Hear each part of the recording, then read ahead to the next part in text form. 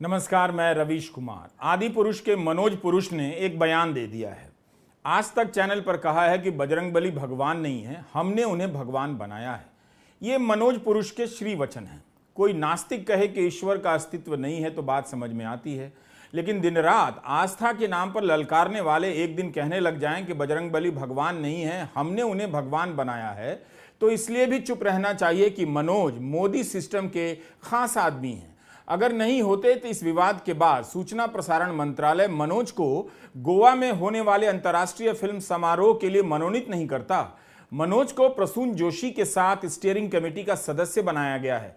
राज्यसभा सांसद प्रियंका चतुर्वेदी ने अखबार में छपी इस खबर को ट्वीट करते हुए लिखा है कि जो हमारे धर्म के नायकों को अपमानित कर रहा है उसे मंत्रालय मनोनीत कर रहा है। यह तस्वीर तो आपने देखी होगी। मनोज ने खुद बताया है कि बिना अपॉइंटमेंट के ही प्रधानमंत्री से मुलाकात कर ली। कितने ही मुख्यमंत्रियों ने मनोज को टाइम दिया। आदि पुरुष का ट्रेलर देखा, मनोज ने सुरक्षा मांगी नहीं कि मुंबई पुलिस ने हां कर दी। अब इतने पावरफुल मनोज बजरंगबली पर दावा कर दें कि हमने उन्हें भगवान बनाया है, तो इसके लिए आप सभी को मनोज से ही माफी मांगनी चाहिए। याद रखिएगा, जब मन की बात का 100वां एपिसोड पूरा हुआ तब उसके लिए एक डॉक्यूमेंट्री बनी जिसका नरेशन मनोज मुंतशिर ने किया। लगता है मनोज को मन की बात की लत वहीं से लग गई है। यह बंदा गजब है। एक ही सांस में कहता है कि हम बजरंगबली को बल, बुद्धि और विद्या का देवता मानते हैं, और फिर 2-4 लाइन आगे जाकर कह देता है कि बजरंगबली भगवान नहीं, भक्त हैं, हमने उन्हें भगवान बनाया क्योंकि उनकी भक्ति में पावर था। यही नहीं, भारत के इस नए आदि पुरुष यानी मनोज पुरुष ने कहा है कि बजरंगबली दार्शनिक की तरह बात नहीं करते हैं, श्री राम की तरह बात नहीं करते हैं। महर्षि मनोज से पूछने का साहस मुझ में तो नहीं है कि हे मनोज, किंचित बताओ, जिन्हें बल, बुद्धि और विद्या का देवता माना जाता है वे दार्शनिक की तरह क्यों नहीं बात करते हैं? जान बचानी हो तो इस प्रश्न के बाद तुरंत कहें कि महर्षि मनोज, लेकिन हम आपको दार्शनिक ही मानते हैं, अब हमारा पीछा छोड़ दीजिए, आपको भी देवता मान लेंगे ज्यादा धमकाएंगे तो। आज तक चैनल का यह क्लिप सोशल मीडिया पर खूब चल रहा है। कॉपीराइट के नियमों के कारण हम उसका इस्तेमाल नहीं कर सकते। इस पर यूपी के एक पूर्व आईएएस अफसर सूर्य प्रताप सिंह ने ट्वीट किया है। लिखा है कि बजरंगबली भगवान नहीं है, हमने उन्हें भगवान बनाया, शुक्ला जी। इसी तरह का एक चुनावी नारा भी कभी दिया गया, जो राम को लाए हैं हम उनको लाएंगे। विश्व की सबसे बड़ी पार्टी को भी यही गुमान है और था कि वे प्रभु श्री राम को लाए हैं। आदि पुरुष विवाद के संदर्भ में आईटी सेल, व्हाट्सएप ग्रुप, नाना प्रकार के हिंदू रक्षक दल और बीजेपी के नेता सभी शानदार संयम का परिचय दे रहे हैं। ऐसा नहीं है कि उनकी आस्था आहत नहीं हो रही होगी, लेकिन इनके सारे मेन लोगों के साथ मनोज की इतनी तस्वीरें हैं कि वे फंस गए हैं। अब क्या करें? यह भी हो सकता है कि इस राजनीतिक इकोसिस्टम को लिखने बोलने की आजादी का मतलब अब समझ में आ गया है। यह बहुत ही शानदार बात हुई है।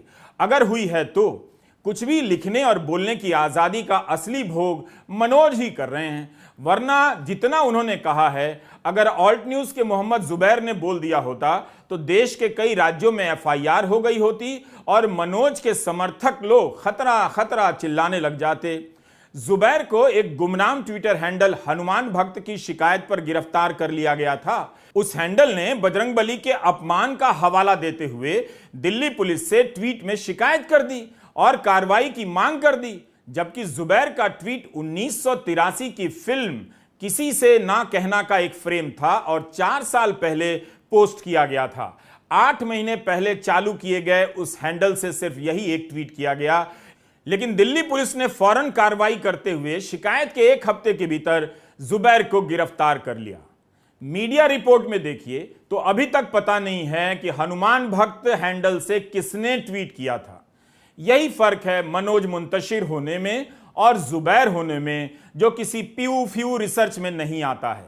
आदि पुरुष ने हिंदू धर्म को लेकर अभिव्यक्ति को एक नई आजादी दी है। यह बहुत बड़ा योगदान है। मैं इसे मनोज योगदान कहता हूं, जिसे युगों युगों तक याद रखा जाएगा। 2014 से मोदी के राजनीतिक सिस्टम के लोग दूसरों की इस आजादी पर यह कहकर धावा बोलने लग जाते थे कि संविधान भी अभिव्यक्ति की पूरी छूट नहीं देता, कुछ अंकुश लगाता है। मगर यही लोग जिस तरह से मनोज को कुछ भी बोलने की छूट दे रहे हैं, उससे लगता है कि संघ परिवार और हिंदू रक्षक सेनाओं में अभिव्यक्ति की व्यापक समझ पैदा हो गई है। मेरी राय में मनोज को अभिव्यक्ति का नए सिरे से आदि पुरुष घोषित कर देना चाहिए।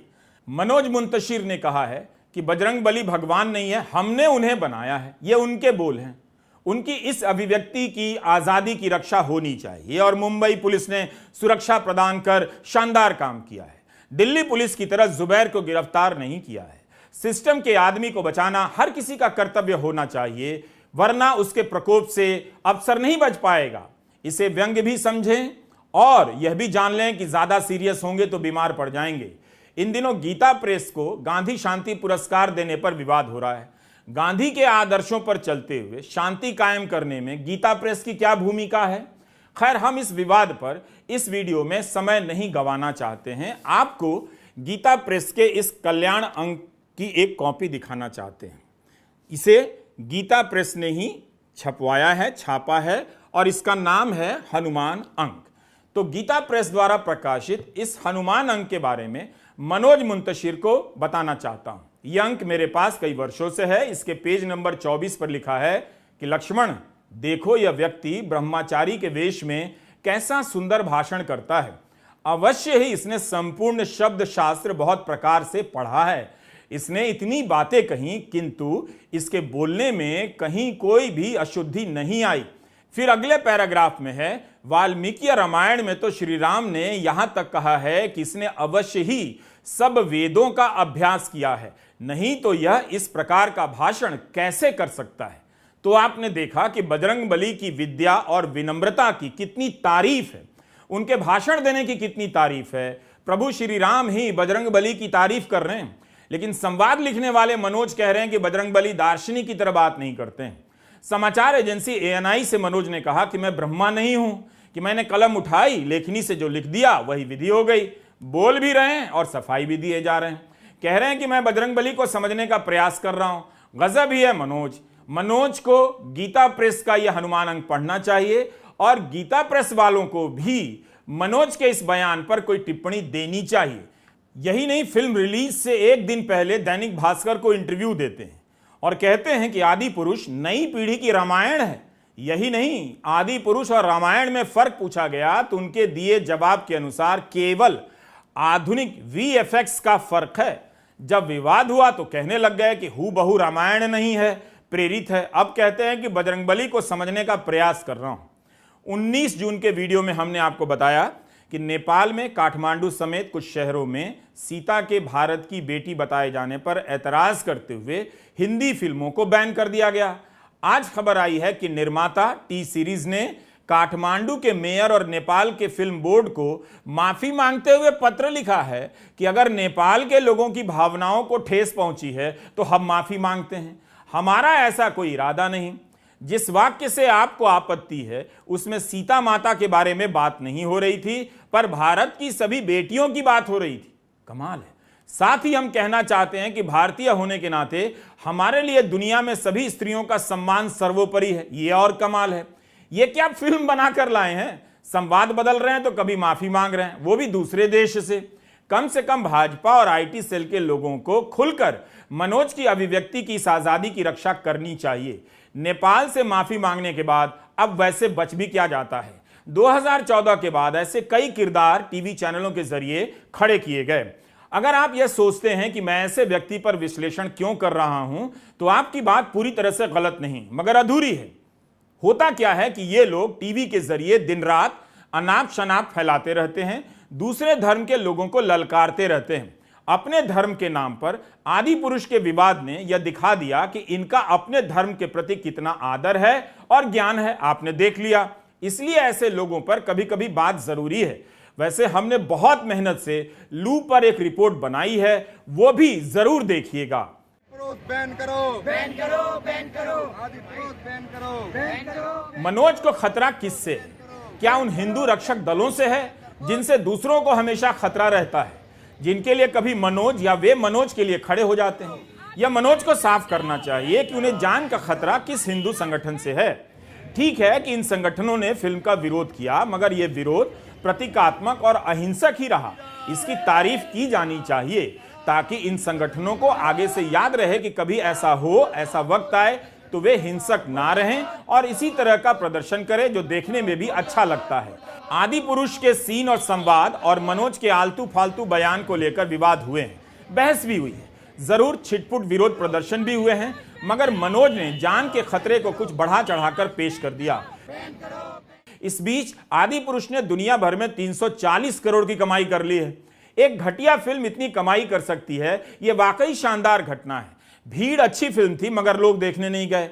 आदि पुरुष ने 340 करोड़ कमा लिए, तब तो मनोज या ओम राउत को चिंता करने की जरूरत नहीं, पैसे तो आ ही गए। अब रही बात धर्म और देवी देवताओं को समझने की, तो वो समझते भी रहेंगे, है कि नहीं। 340 करोड़ कमाने वाली इस फिल्म के लिए मामूली चिंता की खबर सोमवार को आई। इसे मामूली ही कहिए क्योंकि सोमवार को इसकी कमाई गिरकर 20 करोड़ रह गई। वैसे आप धर्म के नाम पर घटिया फिल्म बनाकर एक दिन में 20 करोड़ कमा सकते हैं, यह वाकई चमत्कार है और हाउसिंग सोसाइटी के अंकिलों को इसका श्रेय जाता है। उन्होंने देश के मानस को इस लेवल पर लाने में बहुत मेहनत की है, उन्हें भी कॉपीराइट का कुछ पैसा मिलना चाहिए। फिल्मों के कारोबार पर लिखने वाले तरण आदर्श ने कहा है कि सोमवार को यह फिल्म क्रैश कर गई। तरण ने एक पोस्टर भी ट्वीट कर दिया जिस पर क्रैश लिखा है। हिंदुस्तान टाइम्स के इस रिपोर्ट के अनुसार शुक्रवार को फिल्म ने 86 करोड़, शनिवार को 65 करोड़, रविवार को 69 करोड़ कमाए। भारत में इसने 200 करोड़ की कमाई कर ली है और दुनिया भर में 340 करोड़ रुपए कमा लिए हैं। ये आंकड़े कितने सही हैं कितने गलत हैं हम पुष्टि नहीं कर सकते। फिल्म की लागत 500 करोड़ बताई जाती है। इस तरह के दावों की कॉपी कैसे चेक होती है, कौन जाकर देखता है 500 करोड़ लगा भी है या नहीं, मैं नहीं जानता। कमाई को लेकर इंडियन एक्सप्रेस का विश्लेषण हिंदुस्तान टाइम्स से थोड़ा अलग है। एक्सप्रेस के विश्लेषण के अनुसार हिंदी में यह फिल्म पिट गई है, 37 करोड़ की ही कमाई हो पाई है। एक्सप्रेस ने लिखा है कि हिंदी में इस फिल्म में 4 दिनों के भीतर 113 करोड़ की कमाई की। इसे देखकर लगता है कि यह फिल्म भूषण कुमार की फिल्म भूल भुलैया 2 का रिकॉर्ड नहीं तोड़ पाएगी। भूल भुलैया 2 ने 2022 में 185 करोड़ की कमाई की थी। आदि पुरुष ने वीकेंड में कमाई के मामले में पठान के रिकॉर्ड को तोड़ दिया है, 313 करोड़ की कमाई की है। इस पूरे विवाद को आप केवल पैसे के एंगल से देखिए। आप इस विवाद में जो फंसे पड़े हैं उससे निर्देशक और मनोज का कुछ नहीं बिगड़ा है। एक और कमाल की बात हुई है, इस फिल्म के कलाकार इस विवाद से अलग हैं। उन्होंने अपने आप को बचा लिया और कोई उनका पीछा नहीं कर रहा। कोई भी प्रभास, सैफ अली खान और कृति को भला बुरा नहीं कह रहा है। इसलिए मैं बार बार कह रहा हूं कि आदि पुरुष के विवाद में काफी कुछ नया और अच्छा भी है। विवाद के बाद भी 300 करोड़ की कमाई हुई है, बाकी सब मजे में हैं। यकीन मानिए आपका मनोज भी मजे में है। नमस्कार, मैं रवीश कुमार।